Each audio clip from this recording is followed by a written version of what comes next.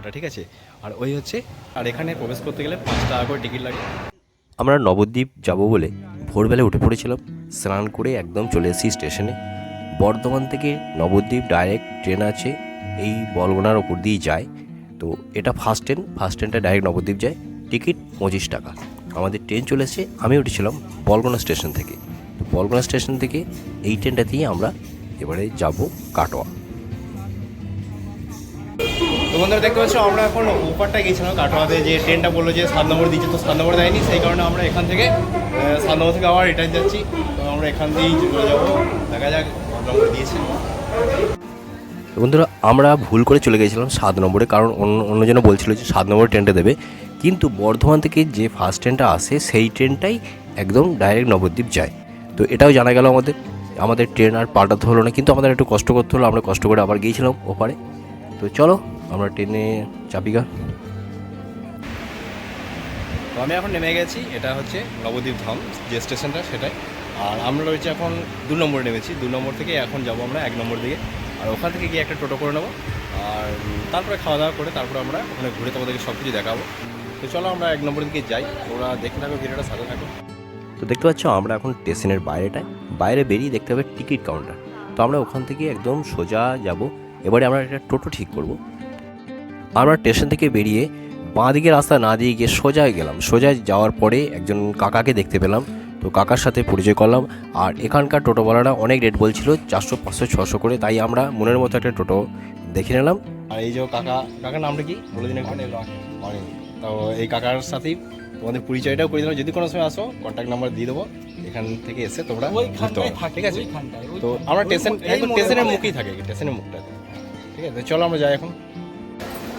তো আমরা প্রথমেই যে ঠাকুরটা দেখছি এটা হচ্ছে পোড়ামাতলা, মা পোড়ামাতলা। তো এইখানটায় যাবো আমরা, তো তোমাদেরকে দেখা গেছিলো রাস্তার ধারে ওখানে টোটো দাঁড়িয়ে গেল, আর আমরা গলির ভেতর দিয়ে এখন যাচ্ছি।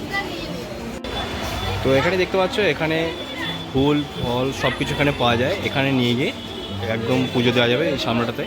তো চলো তোমাদেরকে একটু দেখাই গা, দর্শন করতে পারি না। পোড়ামাতা মন্দির লেখা রয়েছে নবদ্বীপের বিদগ্ধ জননী, ঠিক আছে। তো চলো। তো এবারে দেখো বন্ধুরা, এই মন্দিরটার কাছে এখানে বিভিন্ন রকমের ফুল তোমরা পেয়ে যাচ্ছ, এবং তোমরা পাচ্ছ এখানে ফল, তারপরে মিষ্টি, সব কিছু এখানটায় পেয়ে যাচ্ছ। তোমরা চাইলে এই মায়ের কাছে পুজো দিতে পারো। আর এই জায়গাটা হচ্ছে দেখো একদম বট গাছ, তার নিচে, মানে বট গাছের একদম নিচেটাতে ওখানে একটা ছোট্ট মন্দির আছে, আর ওখানে মায়ের পুজো, ঠিক আছে। আর তার পাশে আছে পোড়া মায়ের মূর্তিটা, সেটাও তোমাদের দেখাবো। আর এখানে দেখতে পাচ্ছ এই মন্দিরটার পাশে কত সুতো, খোলাঙ্কুচি এইসব দিয়ে যাদের যেটা মনস্কামনা পূরণ করার জন্য তারা বেঁধে রেখেছিলো। আর এই হচ্ছে পোড়ামা। তো এই পোড়ামায়ের ছবিটা তোমরা দেখো, দর্শন করে নাও একবার। যদি কেউ না আসতে পারো তো এখান থেকে দর্শন করে নিতে পারো তোমরা। আর কীভাবে আসবে তোমাদেরকে তো বলে দিয়েছি। তো আমরা এখান থেকে এখন বেরিয়ে যাব এরপরের যে জায়গাটা সেটা। তো আমরা তো নাম জানি না, এবারে আমরা ওই টোটো কাকার কাছ থেকেই আমরা জেনে নেবো যে কোথায় যাব। তোমরা ভিডিওটা সম্পূর্ণ দেখতে থাকবে, পাশে থাকবে। আর আমরা তা করতে করতে এটাকে একবার একটা রাউন্ড মেরে নিই। সবাই দেখতে পাচ্ছ এই গাছটাকে ঘুরে একবার সামনে দিয়ে এসে প্রণাম করছে, আমরাও সেটা করব। তো দাদা যাচ্ছেন, এর পেছন পিছনে আমরা যাব। আর এগুলো হচ্ছে সব খোলাঙ্কুচি, যাদের যেটা মনস্কামনা ছিল, খোলাঙ্কুচি সুতো এখানে দড়ি বেঁধে দিয়ে আছে আর কি।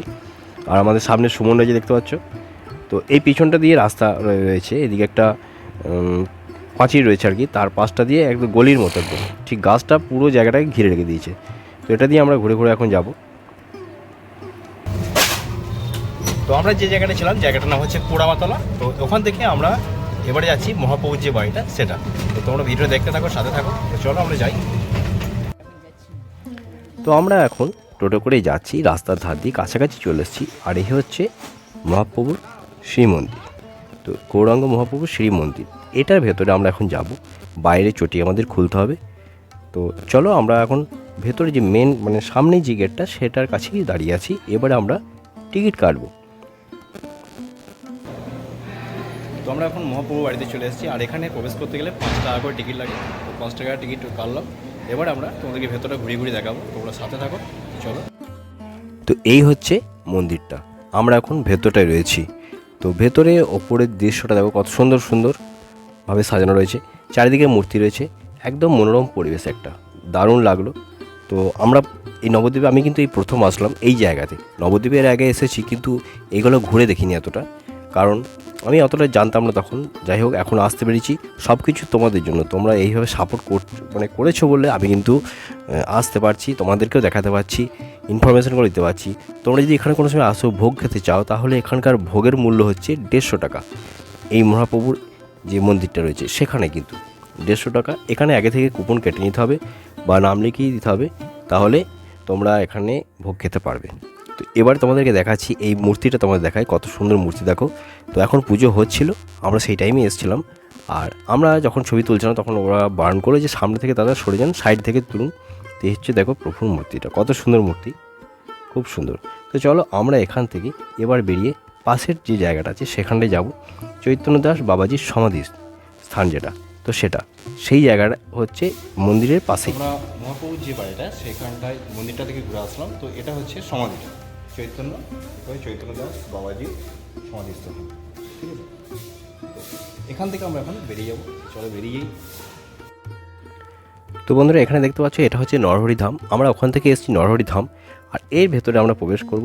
এখানে তোমাদেরকে যে নিয়মগুলো রয়েছে সেগুলো দিয়ে দিলাম। তোমরা এখানকার ঢুকতে গেলে কী নিয়মটা আছে স্ক্রিনশট নিয়ে তোমরা দেখে নিতে পারো, বা ভিডিওটা পজ করে দেখে নেবে, তাহলে তোমাদের ভুগতে হবে না। ডিজিটাল ক্যামেরায় যেমন ছবি তোলা যাবে না এখানে লেখা আছে, কিন্তু যেতে যেতে মানে ভেতরে যাওয়ার সময় দাঁড়িয়ে দাঁড়িয়ে ছবি তোলা যাবে না, সব লেখা আছে। তো চলো আমরা এখন এখানে টিকিট কেটে নিয়েছি 10 টাকা দিয়ে। এবারে আমরা এটা দিয়ে প্রবেশ করব। এটা হচ্ছে প্রবেশ পথটা। তো 10 টাকা টিকিট মূল্য, 10 টাকা। তো লেখাই আছে দেখতে পাচ্ছ পাহাড়ের সম্মুখে প্রবেশ পথে দাঁড়িয়ে ফটো তোলা নিষেধ। তো আমরা এখন এই রাস্তা দিয়ে ধরেই যাব। তো দেখতে পাচ্ছি বন্ধুরা, এই হচ্ছে একদম পাহাড়ের মতো করা আছে, আর এটা গুহাটা, ঠিক আছে। আর ওই হচ্ছে গৌরাঙ্গর যে 60 ফুটের মূর্তি। আর এই গুহা দিয়ে আমরা যাবো এখন। তো গুহার ভিতর দিয়ে যাবো, কেমন লাগে সেটাও তোমাদের দেখাচ্ছি, তোমরা দেখতে থাকো। তো আমি এখন এই পাহাড়ের যে গুহাটা সেই পথ ধরেই এখন যাব ও পারটায়। তো দেখো কত সুন্দর করে সাজিয়েছে, খুবই সুন্দর, মনে হচ্ছে আমি সত্যি করে গুহার ভেতর দিয়েই যাচ্ছি। আর আমি যাচ্ছিলাম যেহেতু দিনের বেলায় একটা দৃশ্য অন্যরকম লাগে, আর রাতে আসলে আরও ভালো লাগবে, কারণ এখানে অনেক লাইটের কাজও রয়েছে। ওখান থেকে দেখতে পাচ্ছ রাস্তাটার সামনের দিকে এটা যে গেটটা আছে সেটা কিন্তু দেখা যাচ্ছে। আর এখানটা দেখো কতটা অন্ধকার। এটা আমি কিন্তু এখন রয়েছি মাঝ পথটায়। তো মাঝ পথে রয়েছি বলে জায়গাটা বেশি অন্ধকার ছিল।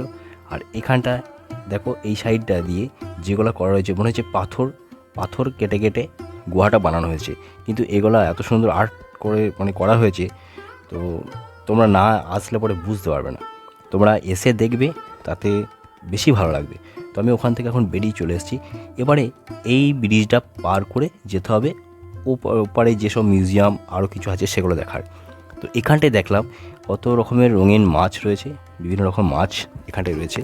আর নিচেতে জল, তার নিচে এখানে কেউ পয়সা ছুঁড়েছে।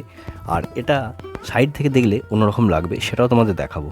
আর আমাদের সুমন সামনে থেকে দেখো ছবি নিচ্ছে।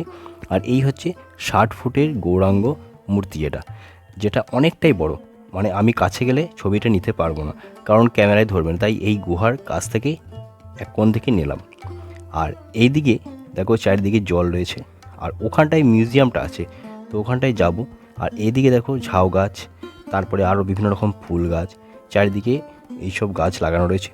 মাঝখান দিয়ে রাস্তা রয়েছে, আর পাশে এই পাশটাতে মানে বড় পাঁচির দিয়ে ঘিরে দেওয়া রয়েছে, যাতে কেউ না যেতে পায়, সেই কারণে এখানে তার দিয়েই এটাকে ঘিরে রাখা হয়েছে।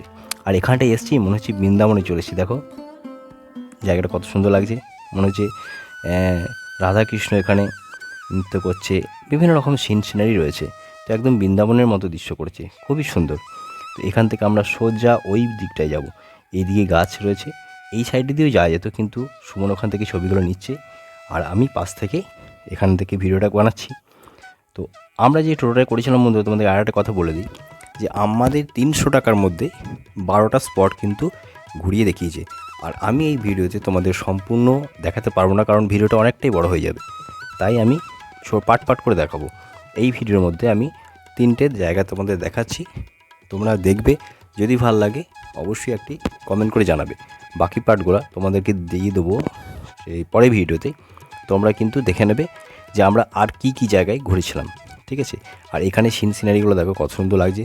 তবে এখানে আসলে পরে তোমাদের সত্যিই খুব ভালো লাগবে, কারণ আমি এই প্রথম আসলাম এই জায়গায়। তো দেখো এখানটা থেকে আমরা এখন পাশে যাব, এই সিনগুলো তুলছি।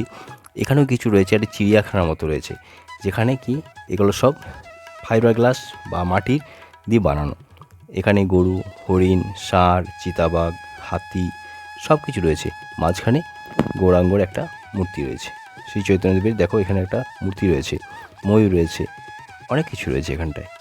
তো এখান থেকে আমরা পাশের দিকে যাব, আর এর মধ্যেই মিউজিয়ামটাও কিন্তু আছে। তো সেই মিউজিয়ামে যেতে গেলে পয়সা লাগে না, প্রথমেই আমরা টিকিট কেটে এসেছি, তার মধ্যেই এই মিউজিয়াম প্লাস এই সিনগুলো তোমরা দেখতে পাবে। এখানটায় দেখো, এখানেও কিছু মূর্তি রয়েছে, আর জায়গাটা খুব ভালো লাগছে, বেশ খুবই সুন্দর। তো এত রোদের জোর, মুখ একদম কি হয়ে গেছে আমার, বুঝতেই পারছো দেখে। আর এখানটা দেখো, সামনে যে জগন্নাথের রথের মতো একটা রথ রয়েছে, এটা জানি না জগন্নাথকে নিয়ে যাওয়া হয় না কাকে, কারণ এখানে রথটা রাখা রয়েছে, দেখে রথ দেখলেই মনে হয় যে জগন্নাথকেই নিয়ে যাচ্ছে। আর এইটা দেখো এখানটাতে, এখানে সব মূর্তিগুলো রয়েছে আর কি, আগেকার দিনের যে সেই চৈতন্যদেবের সাথে যেসব লীলাগুলা হয়েছিল সেই ধরনের বিভিন্ন রকম মূর্তি এখানটায় রয়েছে। তো দেখো এখানে ব্রহ্মা, বিষ্ণু, মহেশ্বর, তারপরে ওইদিকে কীর্তন করছে সেরকম মূর্তি কিছু রয়েছে। এদিকে নারদ ছিল, তো এটা ব্রহ্মাজি মূর্তি। সুমন আমাদের ছবি তুলছে।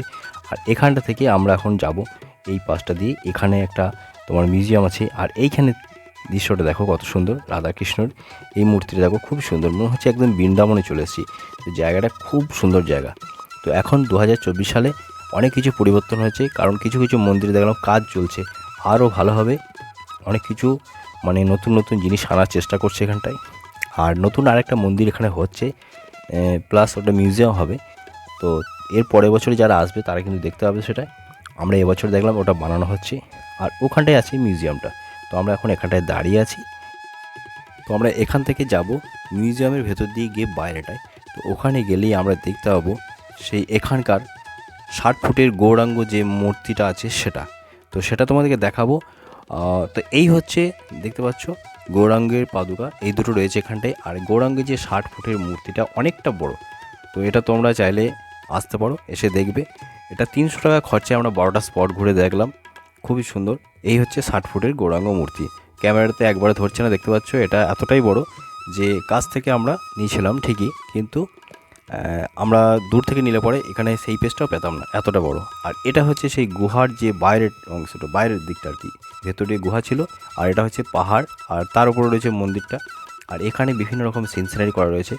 আমরা ক্যামেরায় যেটা দেখাচ্ছি তোমাদেরকে, তোমরা নিজে যদি আসো তাহলে বেশি তোমাদের ভালো লাগবে আর উপভোগ করতে পারবে। আর এটা হচ্ছে দেখো পঞ্চনাগের উপরে যে শ্রীকৃষ্ণ নেচেছিল, যেটা নাচ করছিল, সেই রকম একটা দৃশ্য এখানটায় বানানো রয়েছে। তো যাই হোক বন্ধুরা, যদি ভিডিওটা ভালো লাগে অবশ্যই কিন্তু লাইক, কমেন্ট ও শেয়ার করবে। আর বাকি মিউজিয়ামের ভিডিও, বাকি ভিডিওগুলো তোমাদেরকে পরে ভিডিও দিয়ে দেবো, কারণ ভিডিওটা অনেকটা বড় হয়ে যাবে। তো যদি ভালো লাগে অবশ্যই লাইক, কমেন্ট, শেয়ার করবে। তো চলো আজকের মতো বাই বাই।